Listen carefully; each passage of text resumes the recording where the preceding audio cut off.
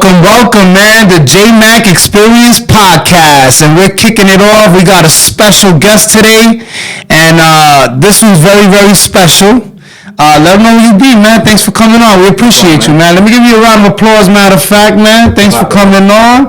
I see you was actually painting, right, when I came in today? Yep. That's awesome. Let me congratulate you for coming on the show.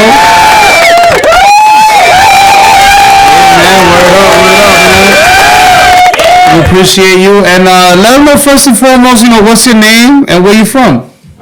So my name's Keith Pontes from Warwick, Rhode Island. Nice. Your whole life you been from out here? Or? So I lived in Warwick, grew up in Warwick my whole life. Got you. I joined the Marine Corps. I was in North Carolina for a while, and I did bounce around, man. I lived on Broad Street for a while. I was in East Providence. I was in Cranston. Oh, so you pretty much all Rhode Island. Every part of Rhode Island in me, right? So, and you said South Carolina. How long was you out there for? I was in North Carolina. I was out there for training for about a year, and then North Carolina. Yeah, and then I came up here. I was stationed at Fort Devens. All right. Up in Mass. And how long you were in the service? You said only 1 year? Yeah, no, I was there for 5 years. Oh, nice. I got out. My contract was 6 years. I got out 5. I ended up hurting my knee, getting a couple knee surgeries. So sorry to hear that. The contract's up in 6 years, but you've been here for like 5.5, so you can just let you out a little early. Oh, thanks for serving our country, by the way, man. Once again, let me give you another round of applause, man. We appreciate that for real. It's not easy doing that, I'll tell you, when you get out, you're happy that you're out. But then you look back and you reminisce on those times that you're in. But then at the same time, when you're in, you hate being in. You're like, dude, I can't wait to get fucked out. Really? You get homesick, right? It's not even homesick. It's just you just hate. It's just a lot of bullshit all the time. Just stupid stuff. Waking up, 3 hours before you're even supposed to be up. It's like the routine, right? Yeah, you wake up at 0300, and then your staff sergeant's like, okay, be here for 0400, and then you're supposed to be in formation for 05. But then the staff NCO and then the COs don't show up till fucking 0900. So you're like, what's the point waking up at 4 o'clock in the morning? That shit happens all the time. Yeah, that's retarded. All right, man. So basically now, besides the the whole what you were doing before, so now you're doing art, right? So you so obviously this didn't happen overnight. But before we get into that, I just want to get into the intro. We did transition. Right now we have a whole new segment right now, the Jmack Experience Podcast. And something new is a motivational show that we're doing now. And you're actually our first guest on our first episode. So we want to thank you once again. And let's get into this intro real quick. And then we're going to get into all the good stuff and everything that you've been through. And we're going to give them a rundown of everything you're doing. All right? All right, man. Let's get into this intro. You already know. The Jmack Experience Podcast. Keith on the show. You already know. Episode 1. Let's go. Welcome to the Jmack Experience Podcast. This show is for motivational purposes only. However, we will not be politically correct, but our goal is to inspire those who listen and watch the show. Thanks for tuning in. Please be sure to follow us at the Jmack Experience Podcast and email us if you would like to be a guest on our platform at the Jmack Experience Podcast at gmail.com.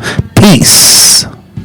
So how have you been, man? How has the summer been treating you so far? Not too bad, honestly. Yeah. Work's busy. Obviously, I work full time and I do the art stuff on the side. What do you do for a living? I drive a truck for a linen company. Oh, nice. Picking up the dirty laundry. You got a CDL? No, it's like a bread truck. Yeah. But we just go into restaurants, drop off all the clean linen, and then pick up all the dirty stuff in the back. It's a nasty job, honestly, man. It's a dirty job, but somebody's got to do it. Yeah, that used to be. It should come with me one day to drive around because it's not dealing with rats, roaches, and all that. Wow. Stuff. You gotta if you're picking up dirty laundry from a restaurant, they don't put it inside the restaurant. They put it in the back where the dumpsters are. Oh, man.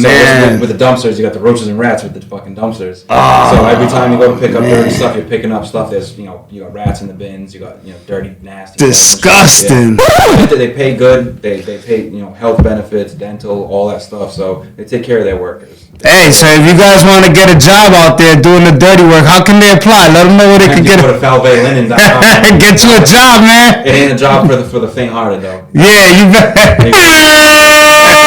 Straight up.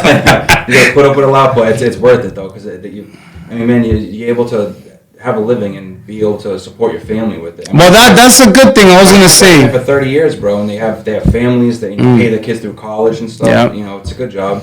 But my goal in the long run is I don't want to be working the rest of my life. Nah, yeah, nobody wants to do it. I was just gonna say that, but it's a good thing that you have a 9 to 5, as they say, because you can't depend on. It supports my art stuff. Exactly. I'm able to pay rent, do everything I got to do, pay for all my bills, and then put a whole bunch of money into this stuff. Yeah, so like it's supporting your dream, and then this is your dream. This is like I want to say your hobby, but supporting that long term. At first, it was just like me at home, just sketching, just messing around. Right. So how did you get into the whole art thing as a kid? Like actually, it's kind of funny. So when I was a kid, I was always a doodler. I always drew. Like, I used to love Batman, Robin, Ninja Turtles. Right. So when I went to a store and my parents wouldn't buy me a toy, I would go home and remember what that toy looked like and I would draw it. And you would draw. So is this a natural talent you have? It's kind of like I have pictures from when I was like in the way before 5th, probably like 2nd grade, 1st grade. I drew John F. Kennedy and it looked just like John F. Kennedy, pretty decent, in his Navy uniform. So I've always been pretty decent, but I never thought it could be something. Cause me, I can't draw. I'm good at music. I could do music. I could do entertainment, podcasts, and speaking and all that. But I can't draw at all. I try, but honestly, when I was a kid, it was like in my family. My dad was a pretty decent artist. My dad worked in a body shop for 35 years. He did paint jobs on cars. Did hot rods. So it runs in your blood. And my vovó, she was a really good artist. I guess I just found out recently that she used to be able to draw portraits of people. Wow. And then my grandmother on my mother's side used to be able to draw pretty decent too. Oh, damn. I find all this out as soon as I started doing this art shit. All my family's like, oh yeah, your grandmother used to do this, your father used to do it. I was like, no one told me this before. These are things you find out when you pick it up as you go, right? I guess my father used to be a really good artist and be able to draw like stuff, like look at it and just be able to draw it, but he just never. So now you said you would doodle and stuff like that, but then you said you started to draw like action figures and all this stuff. But were you into like coloring and stuff like that too, like coloring books and stuff? Or you were just straight art? You were drawing? It was just more drawing. I wasn't really into the color. Like, I wouldn't grab a coloring book and start coloring it. I just wanted to draw. Like if I saw something or if I wanted to do something and I couldn't do it, I would draw it on paper and be like, okay, like. Say if I wanted to go ride my bike that day with my friends and I couldn't because I was in trouble or something, so I would draw that on paper, like I'm outside with my friends. Oh, that's crazy. So you weren't doing stick figures and stuff, but you was doing actual art. I would try, like, and honestly, like it wasn't like I was. It just, like you said, it kind of came natural for me. Like I was able to draw like hands and fingers and stuff like that. That's crazy. Like I wish when I was younger I actually took it in my head and was just like, yo, let me stick with this because I would be a lot better than I am now. So you're saying that. You didn't like keep going with it. So what did you end up doing besides the art? That's what my next question actually. Did you do something else? Sports my whole life. I started boxing when I was around 10, 11 years old. Got you. And, I played baseball my whole life. I started baseball when I was 5. Right. I played travel up and down the East Coast playing. Nice. Been up down to Florida. Played teams from Dominican Republic. So you were really good at it. Yeah, I played for the Massachusetts Ramblers. Wow, that's what's up. Team that was around here for a while. So you were trying to go pro, I'm assuming. Once I got to my first year of college, I was just like, that's college ain't for me. And you got tired of playing? It was 1 year, and I didn't even play. I tried out for the CCRI team. I went to like the first tryout they had, and I was like, I don't want to do this no more. Because I played it my whole life. Baseball was something that... Was it something that somebody forced, like your family wanted you to do it, but you don't want to? My dad grew up and he always wanted baseball. But then I grew to like baseball because he liked it. But when I got older, I was like, I don't want to do this. You didn't have a passion no more for it, right? Really, no. Like, gotcha. Boxing was like my passion. Like, you like boxing? I found boxing, that was like what I wanted to do. Right. I used to fall asleep to the Rocky VHS tapes. Gotcha, yeah. Put it in and fall asleep to that shit. It was funny. I was, not to cut you off, I was playing that new not kind of new, but that boxing Creed, the Creed game, or the PS5 was pretty dope. I used to play the fight nights, all those. I used to create my own guy and be like, that's going to be me one day. So what, are you still boxing now? You in the gym now? I just went back to the gym the other day. Fucking Zach. That's lit. He calls me, I was up in the studio, Zach calls me, he's like, hey man, I'm going to hit the gym before I come upstairs to the studio. He was like, you should come in the gym. And I was like, fucking asshole, man. It's actually one of my favorite sports, man. That's a great sport, you know what I mean? I'm sore today though, dude. I'll tell you that. Yeah. I literally I went there, did a couple rounds in the bag, a little bit in a slip bag, did a little shadow boxing, a little bit on the bike, and my core today was just killing me. It's one of the best sports as far as like to get in shape. I feel like it's the most effective sport. Like, it is, because you learn how to defend yourself. You stay physically in shape, obviously, and it's the cardio aspect. It's intense. Yeah, because it's the agility. Like you're able to last a long distance. Yeah. Like if you get into a fight with an average person, they'll last 30 seconds. 30 seconds is a long time to sit there and throw punches for, but if you're able to last a minute, 3 minutes, 2 minutes, 3 minutes, and you're still going, that's what makes the difference between the average person and someone who fights or has a professional, or who has even just been in the sport. They understand, like, hey, listen, this dude's gonna fight probably pretty decent for 30 seconds, but after that, I got this dude. Exactly. And you just got to realize that. Yeah. Sometimes, not all the time, because sometimes you'll be on the street and you'll meet a dude that has the same exact fucking class as you and is able to keep up with you. Exactly. And at that point, it comes to heart. Like, who's going to stop first? Is what it comes to. So now, I'm going back. Now we're going back. So now you leave baseball. Obviously, kind of you still do your boxing thing, but now, so what brings you like full circle back to drawing? Is my thing. Like, what brings you back to this art thing? So one day I was this is a while. This after the Marine Corps, after I boxed. This is like 28 years old. Got you. So before this, I was working in a prison. I was working at Wyatt over in Central Falls. Wow, you do a lot of things, man. That's what's up. You stay busy, huh? I've done a lot of things, yeah. So I was over there for a while. I was there for like a year and a half, 2 years.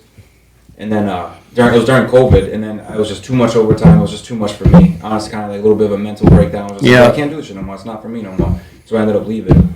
I honestly liked the job. Like it's what you get used to going there every day. You working with the youth, you said? No, it was it's a federal prison. Federal. Okay, got you. So you go in there like I had. So you're like a CO? Yeah. So okay. I had a good rapport with the guys. Like I'd go into the units I would work in.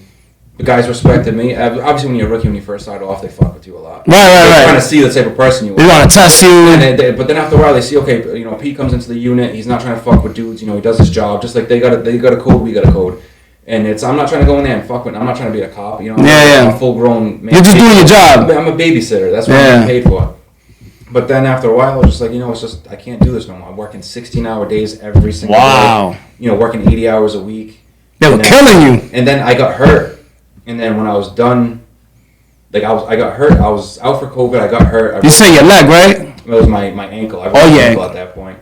And then I was out and about with my friends and stuff more and seeing people more. And I was like, dude, like I'm never around anyone. Like I'm never seeing anyone. I don't get to see my family. Yeah, no life. I had no life. So and that's when I was like, at that point, I was just like, dude, like it was during COVID. I was like, I gotta try to find another job. And that's what ended up getting the linen thing. Yeah. All right. But I was bouncing between jobs in between, dude. I was dead fucking broke, man. I mean, I was a lot of people. I used to be around a lot of people. A lot of people don't see me for a long time. Yeah. It's just because of the simple fact that you go through stuff in life, and sometimes I'm not going to surround myself around people if I'm not doing well. I want to. You got to regroup. I want to be doing good for myself to be able. Cause I don't want to be putting negative shit on people. I want to be putting positive all the time. Yeah. So I had to build my shit back up because even when I was working at the prison, I was living on Broad Street. Oh shit! So you in the hood? So to think and look at, you know what Crown Chicken is? Yeah. Right across the street, 19 Atlantic. Yeah, he was in the slums. Now you're coming home every day. You're working in a prison. You come home, and then you're in the hood. And you come home, everyone's partying on the stoops, going nuts. We used to have to change out of our clothes and stuff. Yeah. If I lived in that neighborhood, I would change out before I go. But some nights you get tired, you just want to go home and get the fuck out of there before they try to force you to stay. Yeah. So you go home. There's a couple nights, I had to park down the street, walk up the road, and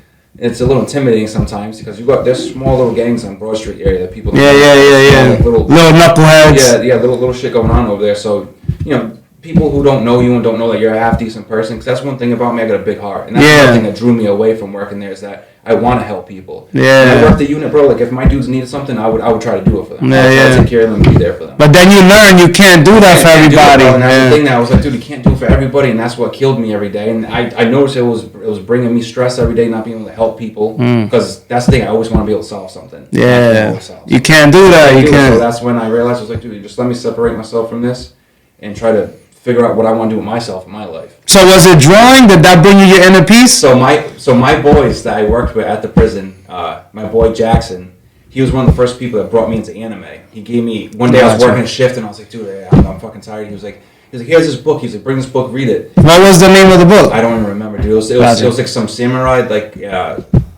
anime book. I forget what it was, but I sat there and I read it and I remember looking at it and just being like, oh yeah, this is pretty dope. So then one day my friend Joe, we were up in Taunton and we went to a arcade place and they had comic books there, and we couldn't get our cards to work for the arcade machine.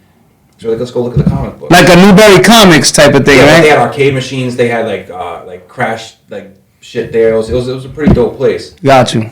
But then I went over there and I saw the book. We bought a couple comic books. And I went home that day and I was like, I could draw this. So they just sparked it right there out of nowhere. I comic book that day and I was like, yo, I could draw this cover. Now this is after COVID, right? Yeah, this is still during. This is probably like beginning 2021. All right. Is when I first, because this is when I first started drawing. Was like beginning 2021. Damn, so this is mad recent. Yeah, I'm just trying to get the timeline right. I've been consistent with this art shit for maybe 2 years now. I think it was May 2021 is when I first started. Got you. Drawing every day. All right, so you start drawing right then and there? Well, so I started collecting comic books after. Okay, the comic books. I was flipping comic books because I was like... You were reselling them? Yeah, I would buy, like, look up, like, what they're worth, buy, you know...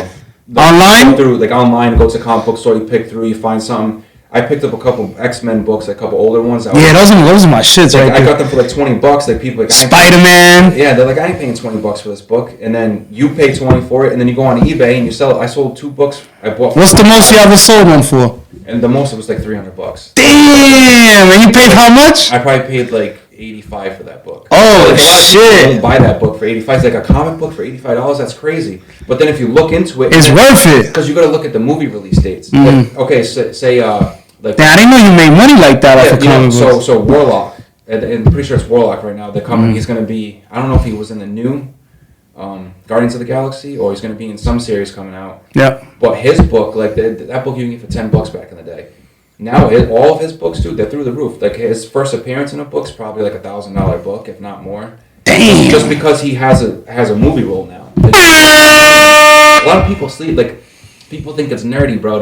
But you gotta do your research. There's new comic book artists that are doing these new releases on books that are like, this dude, Javin Jordan, he's releasing this book called Hail Pro, and he does all hip-hop recreations of the covers, and I do it with some of the drawings I do. I'll recreate it and make like a comic book character into a hip hop cover, something like that. But he did like Dr. Dre, The Chronic.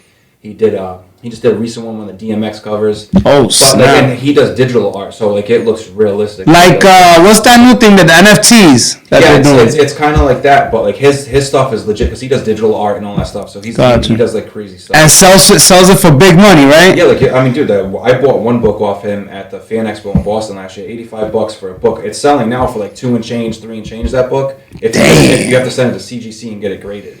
If you send it there and get it graded and then get it back, it's worth more because now it's in a plaque. It says it's like first appearance, or it'll tell you what that book is and stuff. Yo, that's nuts. I didn't know there was money in that like that. There is, dude. And I got tons of comic books that I'm sitting on. I always bring them to shows. Like I always bring, like conventions and all that. Like whenever we go and do an art show or a gallery or something, I'll bring two because I got a whole bunch of short boxes. So I'll bring like a whole bunch of books. I know that like $2, like, and then I'll have people buy. Like I'll put 3 books for $5 or whatever. People come, it draws them to the table. They see the comic books. Everyone loves comic books. They come to the table, they look through them, and then they see your paintings, and they're like, "Oh shit, those." Those paintings, and then they're like, "Oh yeah." It opens up a conversation. If they don't buy a painting, there are 3 comic books for $5. I might as well spend the 5. Yeah. You get 20 people that come in a night to do that. You put a couple bucks. You get something. You get something. Yeah. So.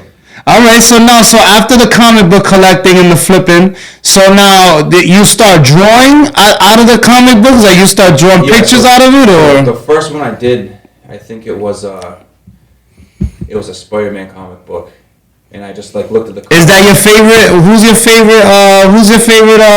That's hard to say. Honestly, it's a. You like Batman or like I'm deep into the comic book stuff, so like one of my favorite characters is Brother Voodoo. He's now Brother Voodoo? I never even heard of him. Yeah, his first appearance was in Strange Tales, I think it was 169. All right. His first appearance. And that was in like 1974, 1973. Because the big thing was the new Doctor Strange movie that came out. Gotcha. He was supposed to be in it. But there was big speculation about him being in it, so I bought all of his books. Oh. Now...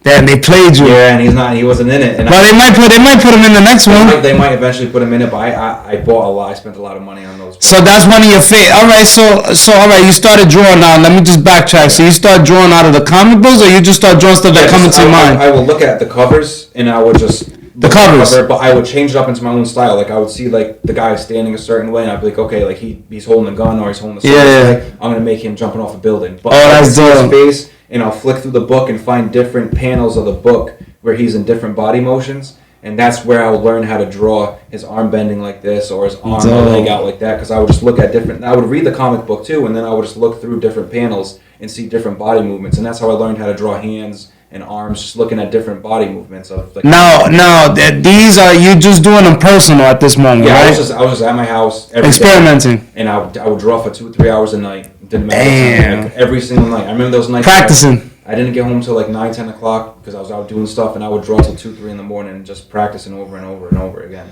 And then now, how long were you doing this about? Like you perfecting your craft, I want to say. Honestly, probably like 6 months was when the first time I ever posted something. I think it was like probably like maybe 6 months after I started doing it. Like first time I ever put anything up. You put it on social media? Yeah, like on Instagram or something. And then what happened? What was the reaction? A lot of people... I got a decent amount of people that liked it, and even my sister didn't know I was drawing. She was like, holy shit, Keith, that's good. Like, wow. You gotta be more consistent with this. And then that sparked it, right? You was like, damn, you know what? Yeah, and I was just like, you know what? And I literally told myself, I'm gonna do this every day for a year. And if in a year I'm good and I'm getting better and I see the difference, I'm gonna stick with it. What made you wanna? Did you off the rip wanna sell your work, or no, you just wanna do it as a hobby at this point? My first thought was I wanted to get into illustration. I wanted to work for like Marvel. A comic book. Yeah. DC, you know. You thinking big? You ain't thinking small time. I wanted to work for I was actually looking at a couple schools. I was taking some like online classes and stuff. That's dope. But then I kind of fell off with all that. You got a good mindset. People should think like you more, because a lot of people think small-minded, I want to say, and they don't think like that. They think like, oh, you know, maybe make a couple dollars off this drawing, $5, $10. You're thinking like, yo, I want to go to school. I want to like make a career out of this. A lot of people see. A lot of people, this is why motivational thing comes into play. Yeah. People need to think more like this. Like, you want to do something, go all the way with it. Don't shortchange yourself. The thing. My whole life, I've always been chasing, and that's one thing I've always been chasing something to be a part of. Right. So even when I got off the Marine Corps, I was kind of lost. Like I was like, I need to find something that's bigger than me. You went right out of high school to the Marine Corps? No, when I was 21, a week before my 21st birthday. Damn. The Marine Corps. Yeah. So you were saying you felt lost? When I got out the Marine Corps, like I was like, it's a weird feeling. Like you want to be a part of something again. Mm-hmm. So I started hanging around with certain people, doing things. Doing the wrong thing, fucking around. I want to fit in, be like bigger than what I am, something that's bigger than myself. Yeah. So we all go through that, and then that's why I ended up going and working at the prison and stuff. I was like, oh, that'll be a pretty cool job to work or whatever. Like it took me a while because my boy was hitting me up because my boy I actually served with in the Marine Corps. My boy Dino. He got you into that? Yeah, because when I got out the Marine Corps, I was working in New York for a little while up in next to Flushing. Queens? And Queens. I'm from Corona. Yeah, you know where the old Goodfellas Diner is? Yeah. Yeah, I used to, if you know all the Asian like Flushing Queens, all Asian, yeah. Right there, that's where I used to work right over. That's crazy, yo, bro. Musco Food. Yeah, the 7 trains right there. I used to go there all the time. I used to go to Caldors as a kid. You probably way before your time, but I used to go there. I used to have a coconuts there. I used to buy my CDs there. That used to be the hangout spot, bro. It's right next to was it the post office? Yep. There's a post office. That used to be the spot. Yo, they used to have arcades there and everything back in the day. I wish it, because that was like 2000. When I worked in New York, I forget what year was that. Probably like before COVID, right?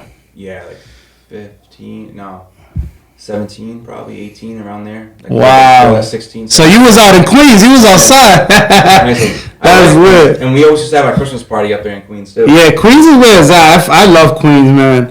So all right. Food over there, man. Yeah, we got the best. We got Colombian food. We got Dominican food. The dim sum places. Oh yeah. So good. I love dim sum. It's fire, and they got good duck over there. You ever had duck? Yeah, I love duck. They be having them hanging on the window and shit. Shit is lit. Alright, so you posted it online, right? And then so you're thinking like you take classes, you start taking classes, you said, right? And then what happened from there? Like I did a couple online classes. I just kind of fell off with it, and then.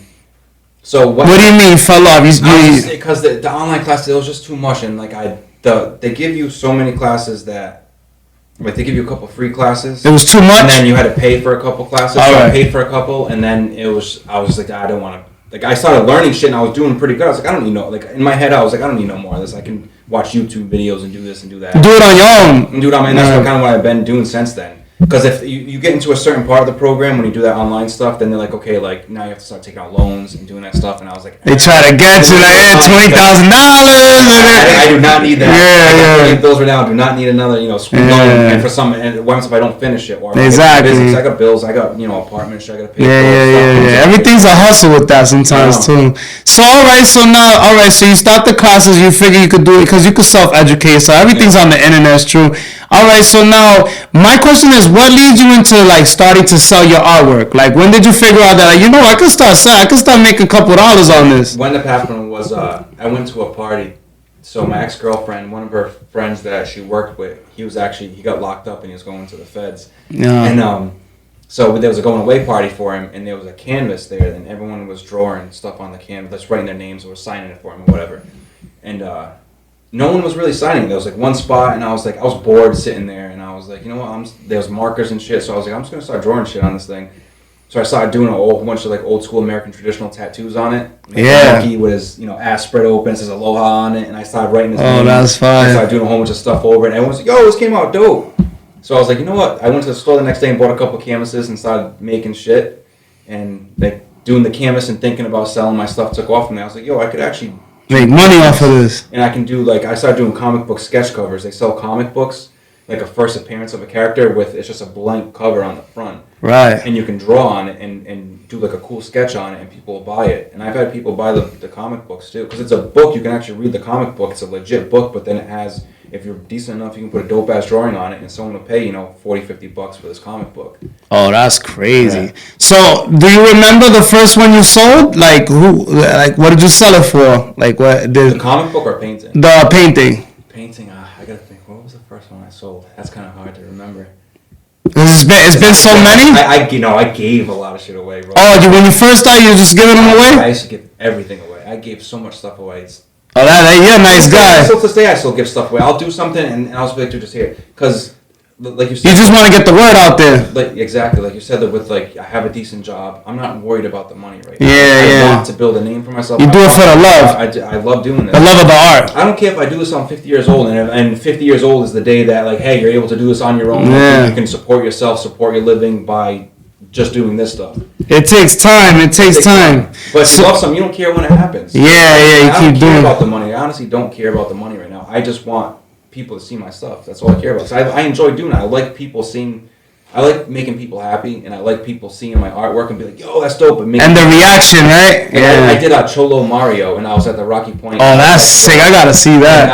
I did that, and some dude walked by and just started dying laughing. He was like, yo, that's so sick. He didn't buy it, but I don't give a shit. I just seen that dude being like, yo, that's sick. Like, someone will buy it. Yeah. It might take 20 years, but someone will buy it because they want to buy it. Eventually. Mario, yeah. Eventually. They just got to do a lot. You got to have a lot of stuff. You know what I mean? Like, I'm more in the moment type of guy. Like, even with Zach, I bought the Elvis one off of him. And, I'm like that. Like, sometimes I'll see stuff and I'm like, oh, damn, I gotta have it. You know what I mean? Because I'm like that. Like, I'll see it and I'm like, damn, I don't need it. But then I'm like, fuck it. Let me just grab it. You know what I mean? But... that's awesome. So, all right, you gave a lot away. And then when you started selling them, did you go to, expos and stuff like that? Or you were just, The first show I ever did, once again, my ex-girlfriend, she tells me one she day... put you on to the door? I'm not going to lie, I have to give her credit. Shout outs to the ex-girlfriend. But the thing was, she one day she hit me up. She's like, hey, I saw on Facebook this kid Zach's looking for people for his gallery or whatever. So I was like... she's like, you should hit him up and just see if you want, if he will have more people in. So I hit him up. He's like, yeah, dude, I'm actually looking for people. And that's why I fuck with that, because since that day, he's always, he's always right there. He sees that I have talent. So this is the first time you met Zach? Yeah, first time I met Zach, and first time I went to anything selling my stuff. And I actually made decent. I think I made $250 that day. So this is the first time you met Zach. And now a word from our sponsor. All right, we're back. And that was a word from our sponsors. Make sure you come to the Factory Podcast Room and hit a Franco and get your podcast on. So you met Zach from there, right? Yeah. And this was at, you said a convention, you said? Yeah, it is. So we had a gallery over here right at the gallery. The factory? Yeah, right, the paint lounge over there. And that was in December. This was recent. Oh, so this was a few months ago. Yeah, this past winter we had it. Got you. And like I said, that was the first time I ever did anything like that, dude. And I actually made $250, and I was like, holy, that's when I realized, yo, you made $250. What you sold, 2 or 3 paintings? Yeah, I think I sold 3, and then I had a couple comic books I sold, because I brought my comic books and stuff with me. I sold some books, and then I sold a couple small, 10x10s that I drew out, comic book little sketches and stuff. But then I realized, people like my art. Yeah. I see it. So you knew you had something. You knew this was something that you would... It's not I'm not just drawing, some random shit, and, it's looks like a little kid did it, some of the stuff I do, like you might look at it and be like, damn, like it looks like a little kid did that, but it's for a reason. Like I do stuff for a reason. Like Basquiat, he has some shit that you look at, you're like, this shit's garbage. Yeah. In your head, like there's a reason why I'm. Everything has a reason. You see a mess up like on a thing like that. Sometimes that mess up's for a reason. Like it's supposed to look like that. Like I want it to look a little all fucked up. Yeah. But it looks like you can see what it is, but it looks jacked up. Art is art, no matter what. That's how people see it sometimes. Me, like I'm gonna be honest, I'm very like skeptical. Like there's certain art you look at it and you're like, I wouldn't buy that. But you know what I mean? I'm the same way with certain stuff. Like my stuff is like comic book stuff, hip hop art. Yeah. I like put like my things. I'm trying to get into like doing like self portraits. I like the greats. I like a Mike Tyson, like a Michael Jackson art. I like shit like that. You know what I mean? I can't do like self portraits like that, but that's the stuff in the background that I'm working on. When I'm at home and I listen to music all day. I have Netflix, I have HBO, I have all the stuff. I don't even watch it, bro. I pay for it, don't watch it. Matter of fact, you listen to music, that brings us to album of the week, man. Let me give album of the week this week, man. Let's get into that real quick before we album of the week on the Jmack Experience Podcast. Album of the week this week is Moneybagg Yo. Moneybagg Yo, make sure y'all check that out. Hard to Love, man. It's a fire album. You heard it? I've heard it. Yo, it's just fire, right? He got a few joints. That Quickie joint's pretty dope. Quickies actually. Yo, fire. That shit fire. He said with that Lil Wayne joint. Remember the Lil Wayne? Yeah, that shit, that Pussy Money Weed song. That's just fucking fire. So yeah, Moneybagg Yo. Make sure y'all go check that out. So you listen to music all day, you said, and you just draw, right? I was hearing you bumping. You say you working on something right now. Matter of fact, that Griselda joint. You said you was talking about that. You said something about the Conway. Was it Conway or? No, we did. So. What was it, like last week or maybe 2 weeks ago? I did THEJMACK. He just dropped that album. Welcome to the Jmack Experience. Yeah. So I was like, yo, one of his album covers. This dude, Cinematic Studios, I believe his name's on Instagram, but he was the original photographer that took the picture, and for his album cover. So I saw that picture and I had it printed out, a nice 14 by 14 or whatever, and then I just started doing. Because THEJMACK, he's from Lynn. A lot of people don't even know this stuff. Like he's nasty too, dude. A lot of people like, yo, like they don't even know who this dude is. They got a lot of dudes that fuck with Griselda, Yeah, they do, man. So I saw the album cover and I was like, yo, so OG Slick is a famous graffiti artist, and he does like kind of looks like Mickey Mouse hands. And he has this whole alphabet with the hands and stuff. He throws like kind of almost looks like gang symbols. Gang signs and shit. Yeah. But like it's an alphabet, so I spelt out Lynn with those hands, and then I put in the picture he's like this. So in the fingers, it looks like he's pinching something. So I put a sazon package right there. Oh, that's lit. The street. So instead of putting a little package, he's got the sazon. He's got that sauce. He's got that little seasoning. The sauce. He got the sauce. And then I put across his eyes. I put a piece of tape, and I put the eyes Chico. They never lie. Oh, like the Scarface shit. Yeah. I made my own Dominican Deadpool. I put him in the corner, popping out of the corner, like making like a weird face. And THEJMACK actually shared it on his Instagram. That's crazy. The DR doing the music video with Westside for his album, for that album and stuff. Make that song Angel Dior. He was doing the music video. Literally that same week he shared it that week, and then like that same week, Westside liked or was looking at Zach's stuff, and then we just did another one recently. We did a Stove God. Shit like that must keep you going, you know what I'm saying? Exactly. Like it's little shit like that sparks it. You know what I mean? Just the fact that these people are looking at my shit and like. It inspires you. Because like this stuff comes in my head. Like I did that Stove God one. Me and Zach worked on it, but like I was at work one day and I was just like, yo, I'm gonna do Magneto from X-Men. Like one of the famous colors, Magneto sitting there like with his hand out like that. That's sick. But I'm like, yo, I'm gonna make a Stove God and I'm gonna put a stove in his hand and put the little OG Slick hand coming out the top, pouring like the friggin' what's it called? Like the powder, pouring the powder into like the baking soda. Yeah, putting the baking soda like into the pot, and he's sitting there cooking it. That's lit. It actually came out dope. It was actually one of my like favorite pieces I've done so far. Where can they follow you and purchase your art? Like where can they? So you can follow me on Instagram. It's just KG Pontes. It's just my name basically. KG Pontes. Same thing with Facebook. I don't promote my stuff as much as Zach does. I'm still like skeptical. Like with what you feel like you still got more work to do. I have such a high expectation for myself. I'm like I look at the great like my favorite artists. Like I got like Todd McFarlane. Yeah, who's your favorites? So they're all mostly like comic book artists and comic artists. So. To start off, like Mr. Cartoon, that's like my. I fucks with Mr. Damn, shout out to Mr. Cartoon. SMS and Mr. Cartoon. I literally tell Zach all the time, like, yo, that's me and you, bro. Like, watch the show. Thanks. And we literally want to just do the same thing. That was how Estevez and Mr. Cartoon was back in the day. They literally like two dudes who came together like, yo, we have the same mindset and the same goals. You seen the documentary on Netflix? That shit's fire. Like yeah. How they did the tattoos, yo. They got to Eminem. That shit was Mr. sick. Cartoon didn't even know how. He just literally picked up a gun one day and was just started doing it. And he's a legend, bro. That dude's a legend. He's one of my favorite artists. And then Big Sleeps. He's another Big one. Sleeves, yeah. And then mostly comic book guys like Todd McFarlane, Rob Liefeld, Jim Lee. I like graffiti art too. I'm big in graffiti. Yeah, I got a black book to this day. I got a lot of legends in there. I got Cope. I got Tattoo Scene. Yeah, I got Cope, bro. He's still up there. I got Cope. He's still over there, and he's over. I used to chill with his daughter. I know his daughter. Yeah, I know his daughter. Yes, yeah. We grew up together. That's what he does for a living. Just he goes to Germany, all over the world, bro. He came back. I think he must still be in Germany. And I used to go to Tats Cruz Community Center, Hunts Point. Yeah, I'm big in graffiti. I love graffiti art. It's my favorite art.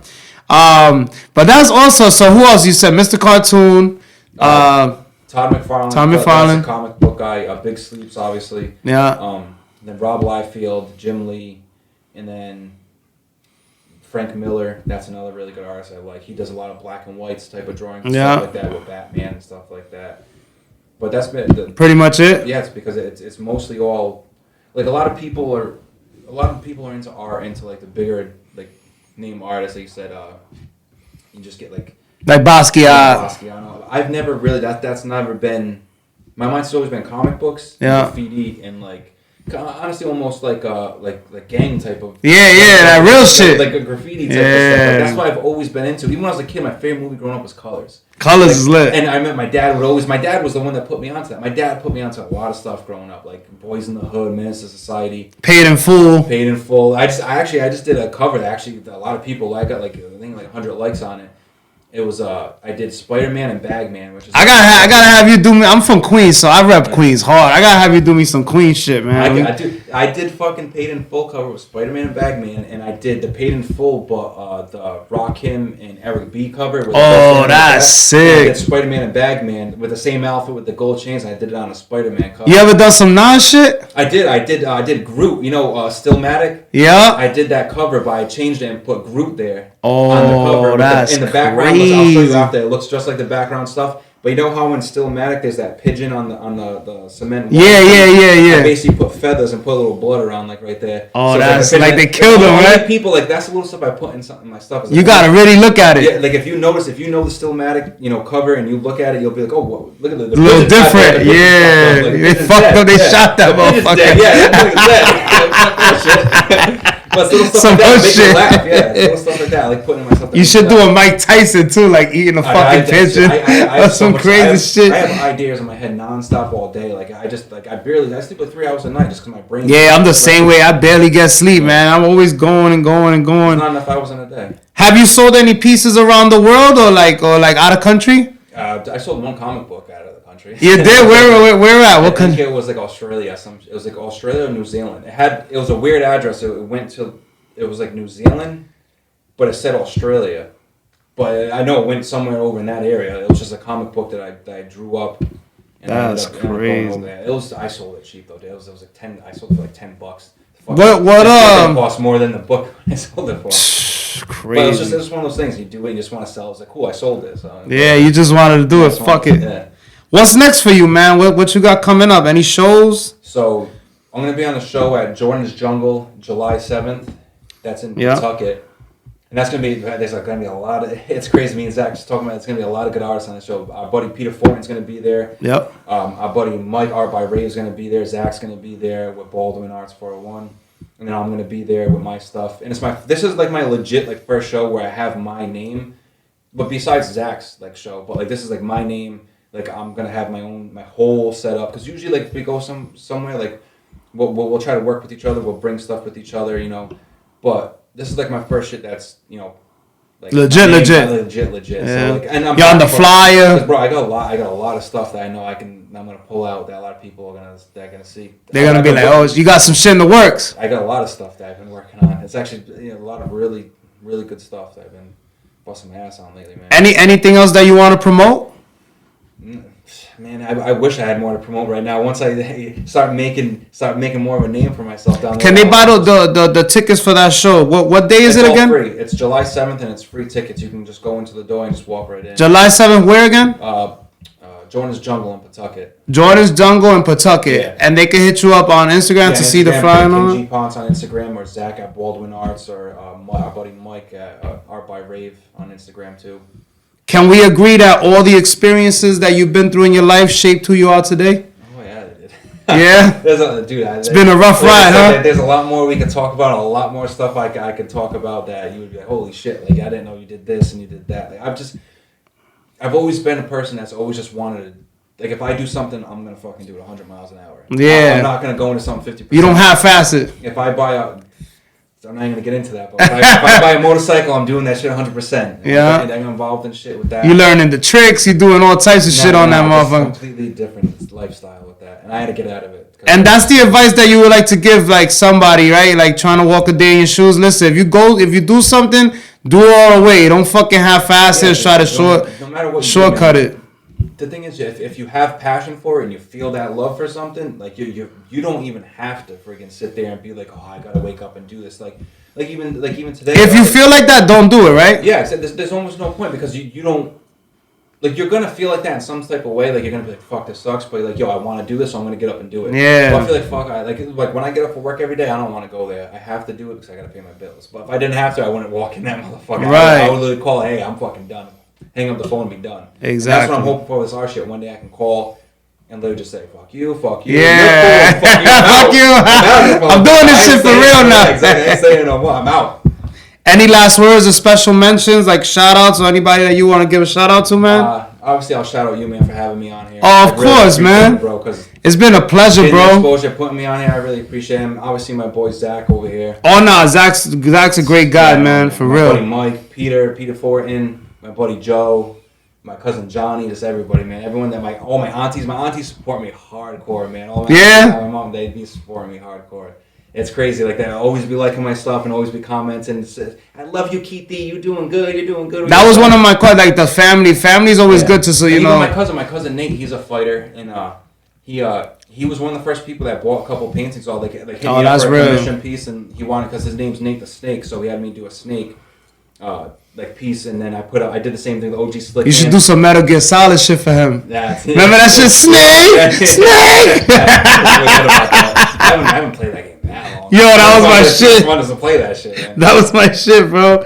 Yo, man, it's been a pleasure once again, bro. Thank you. Thank you for coming on. I know it was like, you know, we gotta do a whole nother one where you come back. And we gotta get this whole, like, your whole life story, man. Cause I didn't know you was gonna have so many things to talk about. I'm being honest, like. I even used to. I mean, dude, back in the day, me and my boy Torgy and all of us, like, we used to be at the street races in Providence back then. You used to race cars too? I used to, because my dad used to. Man, you fucking do everything, bro. Yeah, my dad had his own little body shop. You know, like some Fast and the Furious shit. Kind of, basically, like I remember back then it was on the news where they had, because this dude, I'm not gonna say his name, but he was on the news flagging the races. And welcome to the Jmack. Like, that's my boy. Like, I know, but we're down there every weekend hanging out with him. That's fucking nuts, dude. Yeah, we used to have crazy times back then. I've been through a lot of shit, man. Yo, man, I could tell, man. And you know what? That's pretty much this whole point of this podcast. It's a motivational podcast, and once again, I can't express how thankful I am that you are the first episode to start it off, man. It's been rough for me to get this ongoing right now and kicking it off, but hey, we here, man. You already know the Jmack Experience Podcast. Once again, let them know where they can follow you at, brother. You can follow me at KG Pontes on Instagram.